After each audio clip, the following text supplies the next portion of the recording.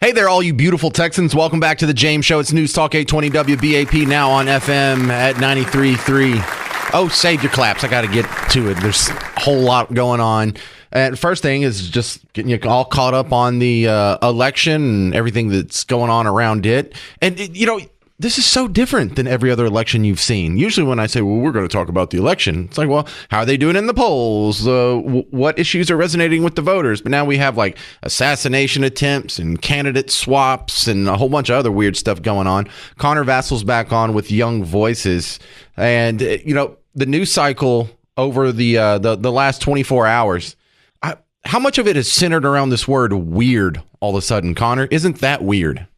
I think it's pretty weird, James. I mean, this is something we haven't really seen before, but, if we look through the history of the left's tactics, this is probably just another word that they're trying to capitalize on just to ostracize their opponents, I think. Well, the weird part is there's not really a cabal that sends everyone like a group text in the morning and says, let's all call them weird. Like, you can tell that they're just copying each other. Like, they're not having original thoughts. They're like, ooh, that's the angle we're taking on them. That sounds like it might be effective. I think I'll do that. Yeah, I mean, I saw a compilation of all the various news shows, our favorites, MSNBC, CNN, etc., all of them, all saying pretty much the same thing, like you just mentioned. He's weird. The Republicans are weird. J.D. Vance is weird. So whatever that underlying impetus would be, at the end of the day, you're right. They have no original thoughts, and they're just doing this to push political propaganda. We don't even know what it is. What is weird about them? I mean, it's kind of like calling the pot calling the kettle black. I mean, we saw some weird things that the Democrats or leftists are doing. I don't think we should bring those up. Well, I don't want to be so reductive and say they have no original thoughts, but whenever they bring up weird, that's not an original thought. They're capable of original thought. They just didn't do it in this instance. And this is a very disturbing pattern they have of all just in unison saying the same thing at the same time. I think there's actually a strategy. Yeah, we shouldn't reduce it by any means. So what this strategy is, in my opinion, is you have a group of people who obviously they're not fans of anyone right of whatever their positions are. And they basically set the scene by using the word like weird or racist or mansplaining, whatever it may be, right? And they're basically dictating the terms of that word or phrase. So now in the election cycle, for example, whenever someone says the word weird, they're going to automatically think back to this moment where, everyone was calling this politician weird or this other person weird. So they're basically setting the scene for how these words will affect people's thoughts in the future. You know what was weird? The Olympics opening ceremony. That was weird, Connor. I think that was a little more than weird, but yeah, let's talk about that. So we have Trump right before the show started. In the last hour, I was watching Trump in a panel at the National Association of Black Journalists. Now he's going into what turned out to be, and you probably could have guessed this, quite hostile territory. But I think it's a good thing that he is going in and, just facing criticism, on sharing the stage with it. Do you think it's going to work? I mean, he has to do it. Whether or not he thinks that's going to, garner him some extra votes or not, he has to do that. He needs to go through uncharted waters and basically show these people who, may or may not vote for him that he is not what the media is trying to depict him as, right? I mean, as we see, the one of the biggest tactics right now from legacy media is this Project 2025. Project 2025, right? He's saying, this is his plan. He's going to make a radical Christian nationalist government. And he's disavowing. He's like, no, I have no idea what this plan is. I don't know anything about it. So that's one tactic that he can use to really have some outreach to these people who are constantly inundated with whatever these media or these talking heads are saying and being like, listen, they're saying one thing. I'm saying another thing. You want to get to know me? You love me, hate me, indifferent about me. This is what I truly am. And him reaching out to these people is a good first step. Well, we now have more than a full week's worth of polling in as Harris as the front runner. And with the body of information so far, it looks like they're getting a little bit of a bump on Team Blue, and a couple of the toss-up states are now leaning blue. Do you think that'll hold? I think it's a little too early to tell. I mean, it is definitely working in their favor, this little strategy of them. But if the people on the right, these conservatives, want to take this seriously, they should focus on policy, Stop with the ad hominem attacks. Yes, we all know it's Kamala Harris. She writes her own jokes, right? But at the end of the day, they need to show that to these voters that they are the party that will bring America back, economically prosperous, socially, the border, right? I'm looking at the 2024 Republican platform. It's 20 simple points, correct? Very straight to the point, very precise. And then you have Project 2025. It's around 900 pages. So the whole, fear, the doom and gloom that's coming around Project 2025 largely comes from a place where people don't even know what it is, right?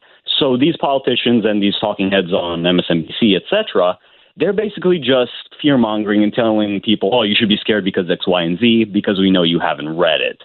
Meanwhile, what Republicans could do, despite these various bumps for Team Blue, is just keep it simple. Focus on the policy, remind Americans where they're at now versus where they should be, right? And they should just focus on that to try to garner in those independent votes as opposed to just, falling for these ad hominem attacks like the left usually does. Yeah, well, and I also saw a report where someone was spelling out the difference between this Republican platform and the one in 2016. We didn't really get the proper machinations happening in 2020 because the conventions were canceled because of COVID and all that. But when you compare the two, like I think if I remember correctly, in the 2016 platform, the Republicans used the word abortion like 35 times, and then in this one, they only used it once. So they've really backed off of that issue, and I think they've learned that that hurts them more than helps. Oh, definitely. I mean, they saw the writing on the wall, and they realized that regardless of whatever principles they may have personally, in terms of, election time, in terms of garnering that vote, it's just not a winning battle. And, we all want less government interference in our lives. We want to just, live our lives, help and support our families, and just do the best we can for ourselves. We do not want all this government bloat. So if they just keep it simple like they did with this platform for this year, and they, enforce and try to act on their promise to kind of de-bloat the government, right? De-bloat, I like that. De-bloat. I think that should be a T-shirt. We should put that together. I don't know. It sounds kind of weird. But yeah, they should de-bloat the government, make it simple, put more money back into Americans' pockets, and I think that's going to be a really good first step, especially with a libertarian vote. All right, Connor Vassell, I'll see you on Twitter, bud. Thanks for being on the James Show. Thanks, sir. You can find him on Twitter, Connor Vassell, that last name, Vasile. We're going to lean into this weird line of attack because let's see if there's any substance under that. That's coming up next on the James Show. News Talk 820 WBAP, now on FM at 93.3. Hey there, weirdo. Welcome back to the James Show. News Talk 820 WBAP, now on FM at 93.3. Yeah, you weirdo. You're so weird with your nuclear family and wanting to balance budget and have kids and not wearing a mask. It's totally weird. Well, we were talking about this yesterday, and it's even worse today. For those of you who missed yesterday's show, or maybe you've been in a coma for the last 48 hours, this is the official weird montage from the Grabian source. They're fantastic, but apparently they're trying to make this catch on. Some of what he and his running mate are saying, well, it's just plain weird. These guys are just weird. That's who they are. As weird and creepy as J.D. Vance. Super weird idea from J.D. Vance. Yeah, it's not. I mean, it's quite weird. They're just plain weird. Just plain weird. Just plain weird. That stuff is weird. They come across weird, and then they start being weird. Yeah, they're weird. Being a really weird. He's such a weirdo. Donald Trump and his weirdo running mate, they're weird. deeply and profoundly weird. They are weird. These Republicans just being weird. It's just weird. That's David Hogg. You'll hear from him later in the show. Weirdness goes even deeper. He said a lot of things that are weird, a weird style that he Okay, so clearly policies. they're all catching on to the same talking point. I'm not going to play all 3 minutes of this, but when you wonder why they do it, what do you mean, why do they do it? Look how good it works for them. David Hogg, one of the guys I just mentioned in that, he was one of the students at Parkland when there was the shooting. He wasn't actually at school that day, but why trifle over it? He has made an entire career now by just repeating the talking points wherever he goes. He'll even go on like a public debate with Spike Cohen on gun control, lose so badly, just embarrass himself. But if he just says the right things, he's still on CNN the next day, or he's still at some other rally being paid, and he got to skate right through Harvard on a scholarship, and parroting the lines works for him. Parroting the lines works for all these people. You heard Jen Psaki in there. That was her job previously. She was the White House spokesman. Just say the lines. It works for them. Well, it's evolved past that. There's now a woke pack.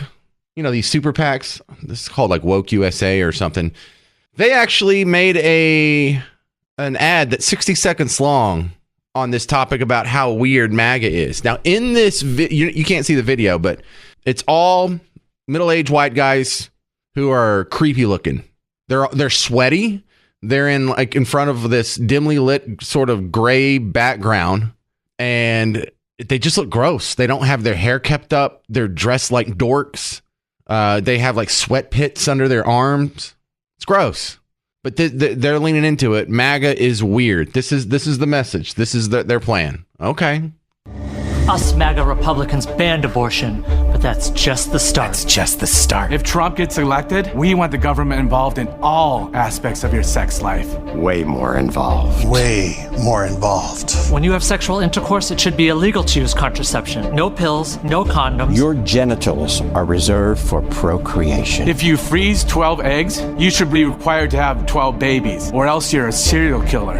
And I'm definitely not a serial killer. Are you? My son monitors my porn usage to make sure I'm not self-pleasuring. Just like Speaker of the House Mike Johnson. That's true, you can look it up. Don't you think that's normal? Yeah, I do. It's normal for your son to do that. You should have a family member monitor your porn use too. Because pleasuring yourself is very, very naughty. I'm voting in November. I'm voting in November. We're all voting in November. Are you? Because what happens in your bedroom is up to me. Is up to me and my son. Also, mouth stuff? Yeah, what about mouth stuff? Is there a mouth stuff bill that I missed? Because how would you even enforce that? But that being said, I was a little confused by this video at first. And if you're confused about it, maybe you have the same reaction. I saw that at first and I was thinking, wait a second. How is that supposed to win over voters? Like, you're insulting them. Like, there's people who are already voting for you. They don't need to see an ad. You don't need to convince them. And then there's the people who, if you make an ad, you're trying to change people's minds. You're trying to reach out across and that's not what this was. So this wasn't an attempt to gain new voters necessarily. This was an attempt to just whip up hatred of you by their already existing voters, because they have two ways that they can lose a vote. A voter decides to vote for Team Red, or a voter decides to stay home. This was to make sure they don't stay home. Hey, you people who already hate Team Red, here's all this sex stuff. The whole thing was like 60 seconds of sex. Talking about in vitro fertilization. And is anyone trying to ban contraceptive? I don't even know if that's on the table. But yeah, that wasn't trying to win over voters. That was them trying to whip up hate. That's not very nice. The Republicans haven't done that. I don't know. Maybe someone can show me an ad where a Republican PAC has done that. But that was not a reach across the aisle type ad. It was just creepy old white guys, just sweaty, gross looking, out of shape white guys. But and that's weird. But the pushback to that, like, it's the American people see what's going on here. Like, okay, so these guys, they're weird, but wanting to show children your junk and saying it's okay because it's a drag show, that's not weird. Seeing a dude with a beard and lipstick on in a dress, that's not weird. Wanting to sterilize children when they're 13 with puberty blockers, that's not weird. Claiming meat is murder, that's not weird. Gluing your hand to the street for climate change isn't weird.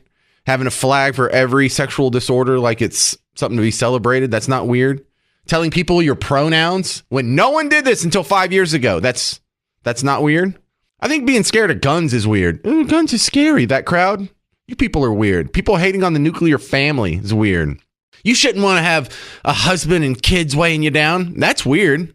Wearing a hat, a big pink vagina hat, out in public, en masse. That's kind of weird.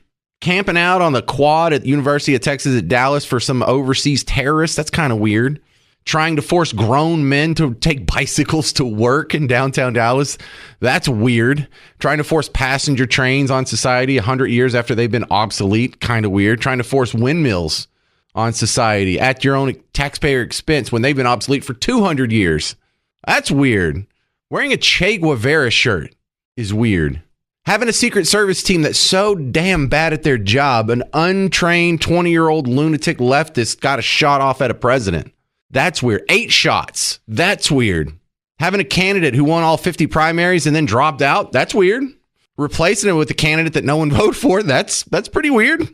Arresting your political opponents, charging them with paperwork crimes, these little white-collar crimes. I think that's pretty weird. Having an open border is weird. Banning fracking is weird. Pretending a guy with dementia is sharp and presidential material has been weird for the last 6 years. You know what else is weird? The worst. The absolute worst in weirdness. Paper straws. I don't know why that makes me so mad. I don't know. I fume.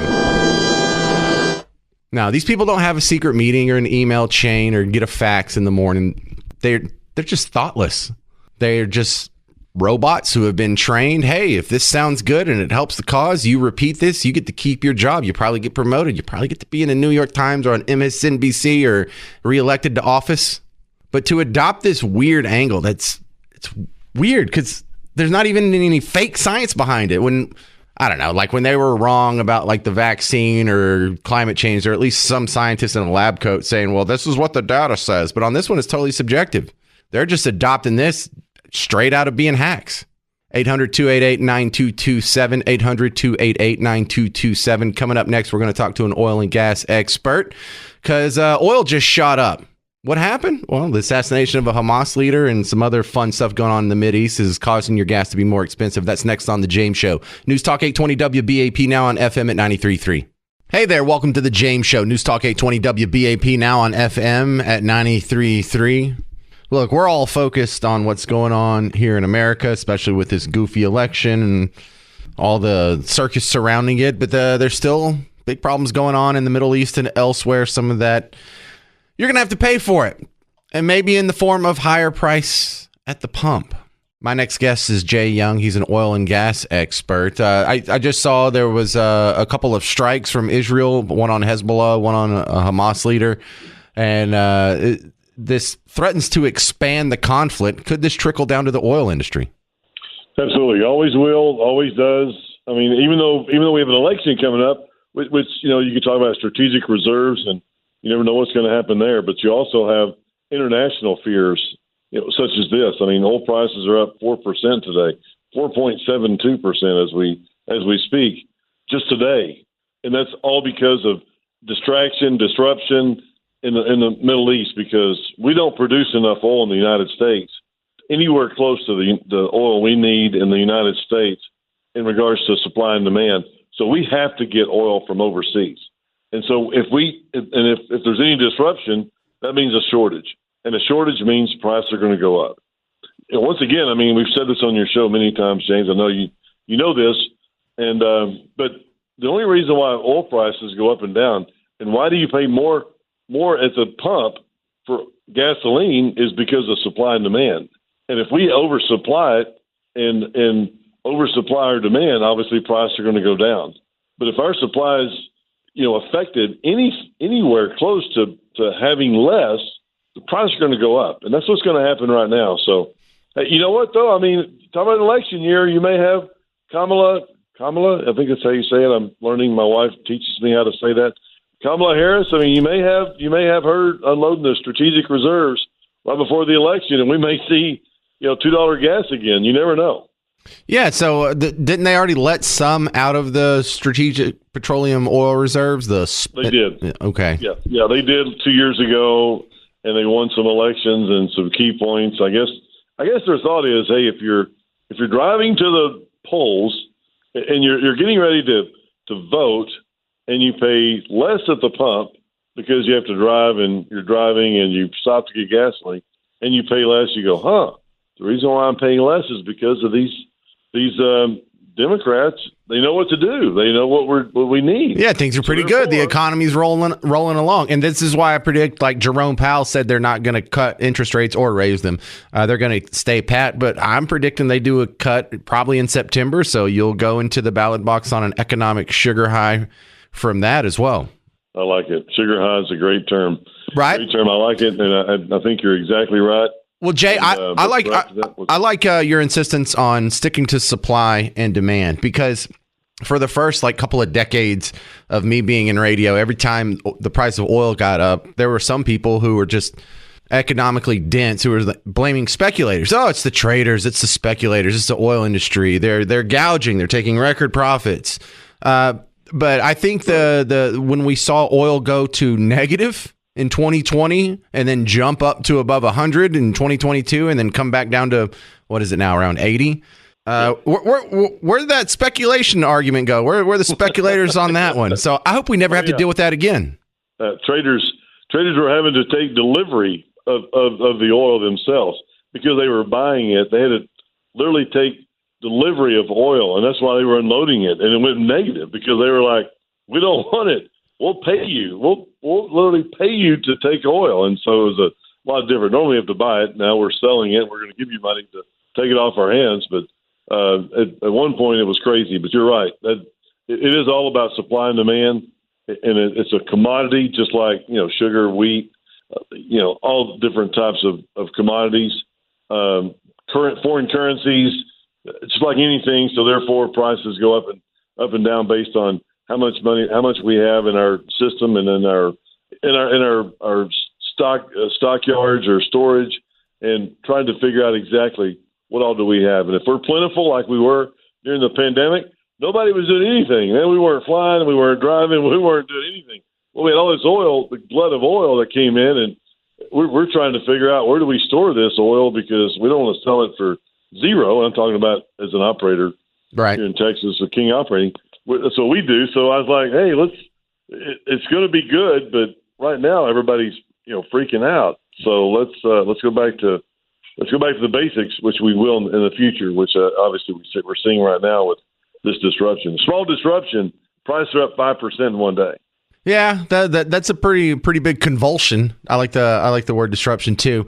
But in that big glut we had in 2020, a lot of us in talk radio had to learn about Cushing, Oklahoma, because we learned that, hey, when that place fills up, we're out of places to store it. We're just going to have to put it in boats and float them in the Gulf or something. But what's the status of Cushing now? Are they still overflowing, or are they half full? Or are they still a problem? I think about half full. I mean, they're balanced, right? They're balanced right now. The problem with Cushing, a lot of the oil in this country right now, is our refineries can't handle all the oil that we're producing. So we're having to export oil. So we're producing around 13, let's say 14 for round numbers. We're producing 14. Our refineries can generate about 10, maybe 11 million barrels a day. Well, let's get some more refineries out there, Jay. Sorry, we're about running out of time. How can they find you outside of the James Show? Yeah, well, hey, kingoperating.com. I wrote the book called The Upside of Oil and Gas Investing. I write about that in my book. And if you want to go to my website, if you're one of the top 5 people that call in and go on the website and say, hey, I want a copy, I'll send you an autographed copy. If you're one of the 5 next qualified people to go on, kingoperating.com. James, thanks for having me on, and let's do this again next week or next month, and let's catch up and give you some oil news. Well, this is Texas. We always like talking about oil. Thank you, Jay Young. Absolutely. Thank you. Yeah, out like if you leave the big city, out in the hinterlands where I'm from, like every 5th person is employed by the oil industry. It's super important out there. All right, I want to talk to you next. Your thoughts on election 2024. Why are you such a weirdo? And more reaction from the media next on The James Show. 800-288-9227, 800-288-9227. I'm James Parker. It's News Talk 820 WBAP, now on FM at 93.3. Hey, welcome to The James Show. News Talk 820 WBAP, now on FM at 93.3. So something weird happened. Not to overuse the word. I know it's all loaded now. But yesterday they had white dudes for Harris. You know, white dudes for Harris. Did you see this? Have you been paying attention to the news? Because, she's been the presumptive nominee for a week now. And last week they had a fundraiser, Black Women for Harris. And it managed to raise like a couple $1 million. And what it is like this big Zoom call. And thousands of people signed in, and they had like featured speakers and some, a bunch of celebrities showed up to be the featured ones. But it was a fundraiser, and then there was like, that worked pretty well. Well, let's do white women for Harris, and so they did white women for Kamala Harris. And so then last night, just totally spontaneous, not any kind of organization or pattern at all. They had another Zoom call, white dudes for Kamala. Just so you know, I'm not making this up. Here's NBC pointing out. I know, we're the weird ones. Alex, while the VP heads to Atlanta to talk to black voters, as you reported, white dudes gathered yesterday in her name. What can you tell us about that unusual gathering? Yeah, Gabe, this was a little bit of a cheeky event, but 180,000 people tuned in, presumably mostly white dudes, to what was essentially a star-studded Zoom call, kind of a throwback to the COVID days, a parade of beige, as actor Bradley Whitford put it. There was the dude himself, Jeff Bridges, who played the dude in The Big Lebowski, Mark Hamill, who played Luke Skywalker, Josh Gad, Josh Groban, Lance Bass from NSYNC, just a whole bunch of... Not Lance Bass. No, they got Lance Bass. I wouldn't have guessed he's Democrat. Of course he is. Jesus. Well, you knew Josh Groban was. Yeah, so pretty much half of my favorite actors there. I love Jeff Bridges. I love The Big Lebowski. I love Mark Hamill and Star Wars. So let's not try and ruin my childhood too much here. But it raised even more money than the Black Women for Harris and the white women for Harris. And wow, how did this happen? 180,000 people just organically decided to jump on this thing that you hadn't even heard about until after it happened? No, it wasn't really that organic. There was a lot of promotion for it leading up to the event. Here's a clip from CNN promoting it before it happened yesterday. They had David Hogg on, the guy from Parkland, the gun control grabbing kid that... he's on CNN now. He's just a political activist. He doesn't have a job. This is what he does. He does speaking engagement, gets overpaid for things. But he was part of it. And CNN had him and another guest on to promote it yesterday. Why is she so appealing to younger voters compared to how Biden was with the youth vote? Oh, my God. I forgot about what a hack question I started with. There's a reason why I started my edit right there. Imagine this same anchor having on someone who's a Trump surrogate and saying... why? How do you explain how ragingly popular our candidate is? Like, what is he talking to the DNC or is he talking to CNN? The question wouldn't be any different. Why is she so appealing to younger voters compared to how Biden was with the youth vote? Help us understand that, David. One, I think it's that because we're constantly seeing her on our social media and she's authentic and she's funny. We see her. She's not authentic. No. What can be unburdened by what has been with the exact same hand motion 150 times. Authentic? Come on. Really? We're constantly out there talking and people making different edits of her to Brat by Charlie XCX and other very culturally significant things. And I think her, we have to give credit to her comms team that has really been on top of this and making sure that she's out there. And especially as well, of course, to the president himself. The comms team doing such a good job. Like all of the networks except for Fox aren't totally on board with her, like the New York Times and all these other media outlets and all these celebrities. I mean, what amazing work that she's been able to get people to find out about her. Dude, you got Mark Hamill and Jeff Bridges and Josh Groban. And my God, you even have Lance Bass. You don't even need a comms team. The entire media apparatus, except for 4 people on Fox, is your comms team. So gracious in this transition and being so supportive of the vice president. I've never seen so much Democratic unity in my life. It's often said that... So much Democratic unity. Your party doesn't even have a candidate and we're 3 months away from the election. Your party just made the dude step down who everyone voted for. You are not all brought together. You guys are absolute Lord of the Flies right now. Until you have your convention and make it official, you are in chaos, sir. You don't even have a candidate. You have a presumed candidate that no one voted for. organizing Democrats is like trying to herd cats. But I really... are you kidding me? Someone can make a weird comment and then 40,000 other ones repeated over the next 4 days. Yeah, they're just like herding cats. No, they're the opposite of herding cats. They can't line up in formation fast enough. These are the goose steppers, the robots, the automatons who can't think for themselves, who just repeat what they're told. Oh, we got to lock down. You better wear a mask. You better get your booster. Climate change is real. Feel like we've come together in this moment in a way that I've never seen before, and I'm super excited to be on this White Dudes for Kamala call tonight. And maybe by that call we'll have 100,000 people on there. I don't know, but Ross, if we've already passed 20,000 people and we're at 75, I think we might be able to get to 100 as well. And I'm super excited to be part of it. And just make sure that young people know that we're out here, we're listening to them, and we're delivering from them. Whether that's the largest climate spending in human history, whether that's the first gun law passed in 30 years, student debt cancellation, or so much more. Bro, I went to Jimmy John's for lunch. I got a sandwich, whatever the number 13 was, the tuna thing.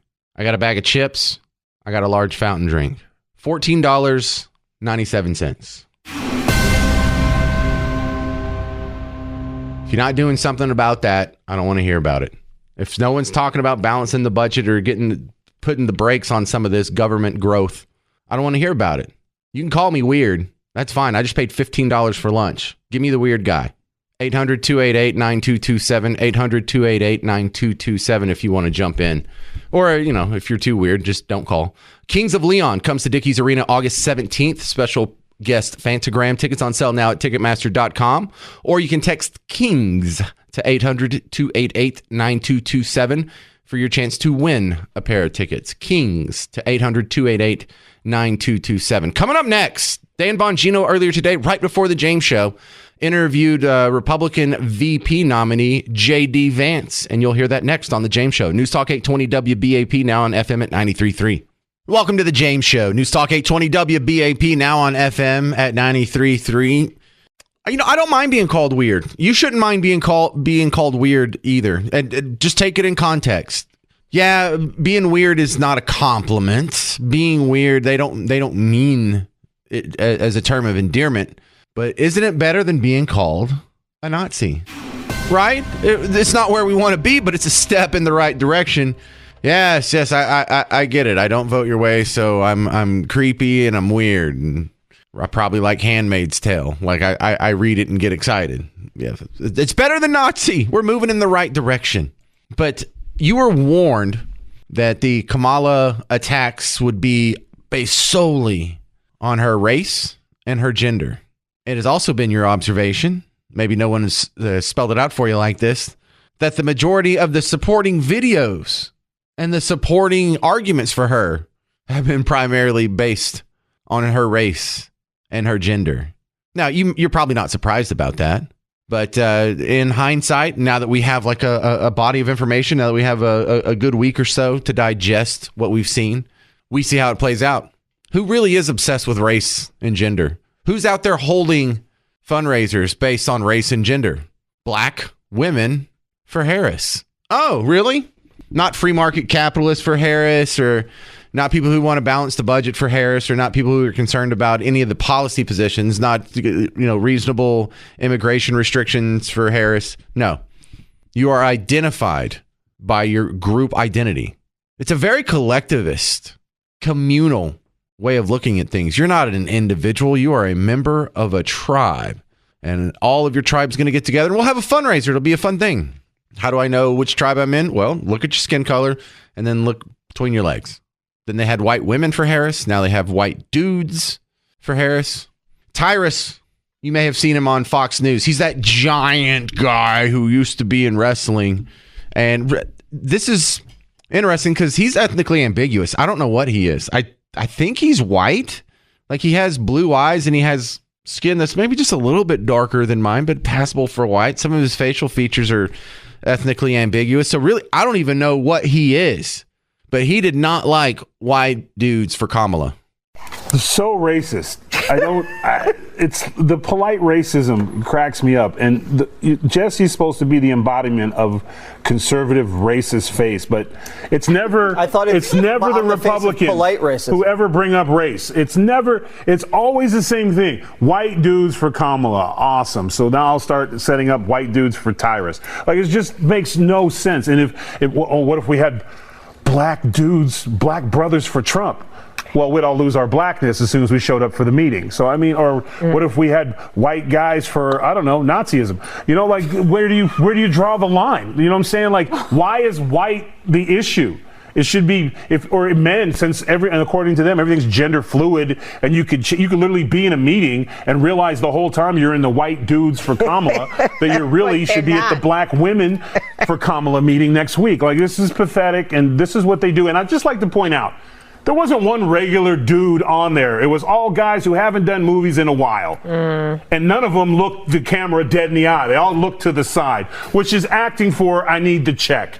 None of them looked in the camera and said, I'm light skins for President Trump. Our meeting's tomorrow at 4 p.m. I won't be there because I don't believe in this stuff. To the phones we go. Let's talk to JD in San Saba. You're on WBAP. What do you think, JD? Hello, James. I'm not worried too much about being called weird. What I am worried about that Republicans are not using the opportunity to tell how anti-democratic the Democrats are every chance they get. You have to have an informed electorate to have democracy, but everything they do, it goes against informing the electorate about what's actually going on. Well, the Republicans don't control but a tiny part of the media. So unless people are tuning into Fox News or talk radio stations like this one, you can't really blame the Republicans for not getting the message out. Exactly. So every speech they say needs to be a biased media. That's not democratic. That's anti-democratic.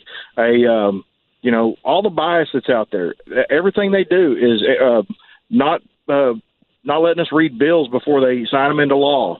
All that stuff is anti-democratic. Everything they do, and there's 100 examples of it, but they could go down the line in a speech and say this that they do is anti-democratic. Everything they do, and I could write a great speech about it if I had some time. But the threat to democracy thing right now, they've got legs on that, but we just haven't addressed it right yet. Right. I guess you probably see a whole lot of projection like that in other avenues, too. You know, they're so concerned about racist and racism, but they really identify themselves based on they're so hyper-focused on race, and they inject it where it doesn't belong, and they're constantly just ate up with race. Same thing, ate up with someone's sexuality. Why? You need to stop worrying about what I do in my bedroom. We don't care what you do in your bedroom. That you're talking about Republicans of 1970s. Dude, I just don't want you doing it at my kid's elementary school. Can we do that? You know? So no, they're calling themselves Democrats, but they're not really following Democrat policies here. You know, they're wiping out their primary votes. They claim to be against racism, but they're just ate up with race and judge everything based on race. And same thing with the women's movement, same thing with gay rights. So there's a whole pattern of contradictions they have in the speech that they use, and then the distance between that and their actions. It's not just about the democracy thing. This is a whole sort of propaganda angle that they've taken on a lot of issues. Sure. All right, well, good stuff. Thank you, JD. If you want to be next, 800-288-9227, 800-288-9227. Republicans, don't think you get off the hook so easily either. And I'm talking about capital R Republicans, if you just consider yourself like a conservative who happens to vote Republican. But you people in the proper Republican Party, you people that are in any organizations or anywhere on the chain or working for a political staff, how about we balance the budget? How about the limited government party actually limit the growth of government? Just in my lifetime for one term. Can y'all do that? 800-288-9227. 800-288-9227.